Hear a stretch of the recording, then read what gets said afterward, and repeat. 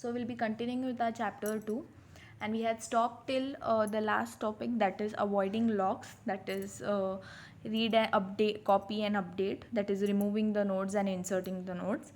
Now we'll be starting with introduction to scheduling process behavior. Scheduling is arranging or giving it a particular task depending on the basis of how the process behavior is, how it requires processing, and how it is termed as. And for that, what do we do is we compare the CPU timing as well as the input output timing. On that basis, how input output timing is being output time as well as processes are being provided to the CPU for work completion, we'll be comparing here. So when we talk about, see, long CPU burst, when CPU is working for a longer duration at this particular time, what happens with this particular time, short processes burst here, and the waiting time is being compared with another time framing which is being done for input output processing waiting, which is done. So in first A condition, it is given that a CPU bounds process, it has different processes running on the CPU, and IO bound process, input output bound process, that is input output devices bound process. So here in your normal CPU, it will take time for bursting, that is for processing, that is long CPU will be this much, whereas the CPU short burst in input output will be this much as compared. But here CPU is taking a long run because the same time when they are running simultaneously, they will be waiting for input output instructions depending on the time analysis. So what are the categories of scheduling algorithm? So there are three main categories: batch, interactive and real time. Batch is arranging it into certain sections. Interactive is when it is asked for request, you reply at that particular time, that is called as interactive.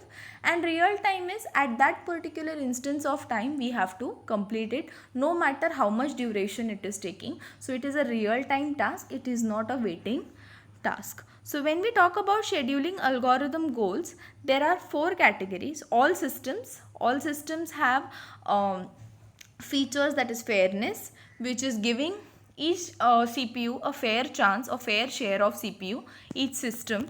Fair share means a common share.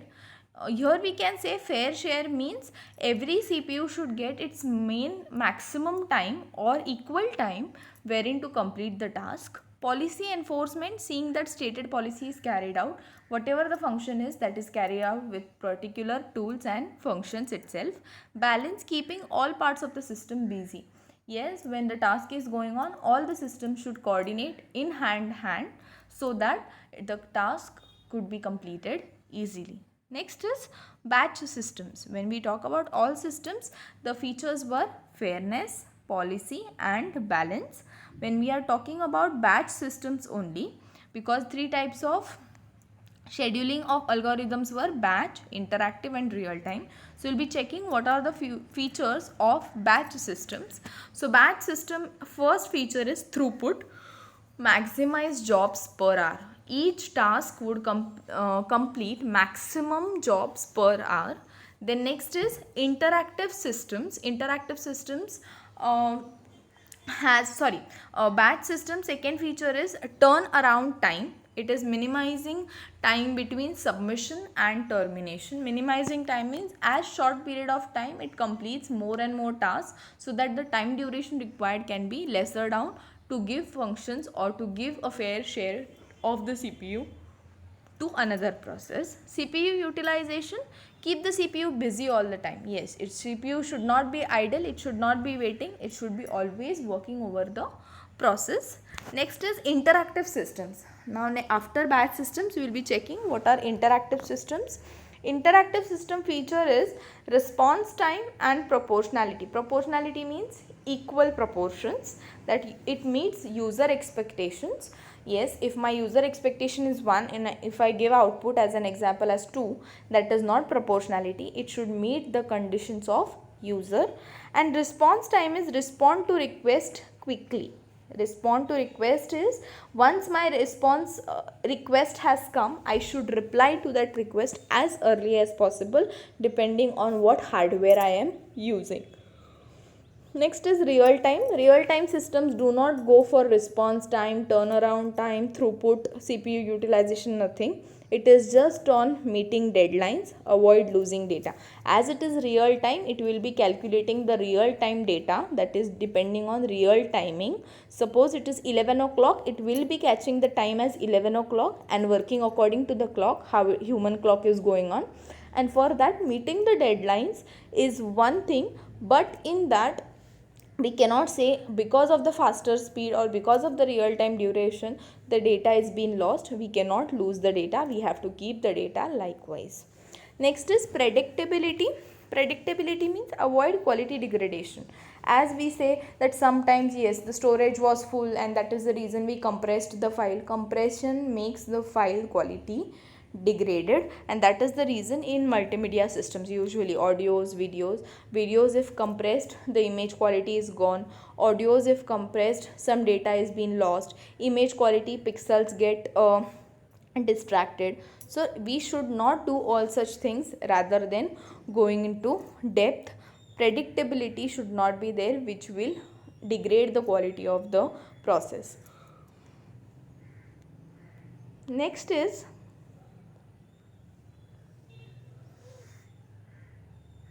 scheduling in batch system. So there are, when we talk about scheduling only in batch systems, these are the three types which are being used. First one is first come first serve, shortest job first and shortest remaining next. So we'll be checking first come first serve. What is there?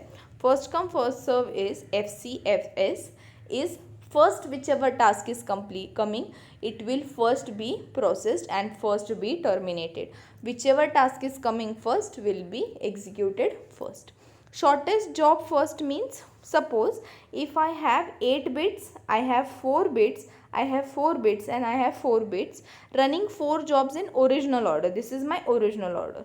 But when I am working with shortest job first, I have 4 bits, 4 bits and 4 bits. The serial order is A, B, C, D. That is the reason B is being taken first here and then C and then D and 8 is being put in the last, because the job bits of A are 8 and these have common bits, but the scheduling process B is first. That is the reason it is given as shortest job first. Then the next is scheduling in interactive systems. When we talk about scheduling in interactive system, these are the types, that is round robin scheduling, priority scheduling, multiple queues, shortest process next, guaranteed scheduling, lottery scheduling and fair share scheduling. So we will be checking which is the first one. First one is round robin scheduling. When we talk about round robin scheduling, in the picture A, you can see current process B and next process as F.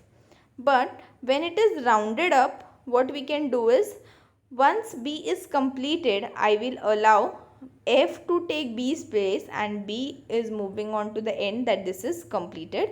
The list of runnable processes, these were the runnable processes, and the list of runnable processes after B uses up its quantum time. Yes, B has completed his task and now they are moving, shifting further, and that is the reason next process is taking the place of current process and the actual process is going at the end as it has completed its quantum time, that is the completion time.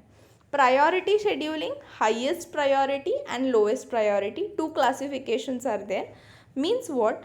I have a queue of headers, that is priority 4, 3, 2, 1, on which I have runnable processes, n number of processes working onto it, and on that processes what I can do is I can give a highest priority and lowest priority to my task, but that is depending on what priority functions have been come into technical conditions. And for that, first which we'll be checking is priority 4 if it is task is 1 and priority 3 if the tasks are 4. So highest priority and lowest priority is being checked on number of processes running on the priority queue headers. Now the next is scheduling in real time systems. So when we talk about scheduling in real time systems, time plays an essential role. Yes, as I said prior, that time is a major component on which it is going to run according to the human clock, and the categories of real time process systems are hard real time and soft real time. Periodic or aperiodic depends on how the process runs, and schedulable satisfies summation of n where I is equal to 1, ci upon pi is less than equal to 1. So this is which is the condition which is being satisfied. If it satisfies those conditions, we can schedule real time systems in detail. For this lecture, we'll stop here. We'll be continuing in the next lecture. Thank you.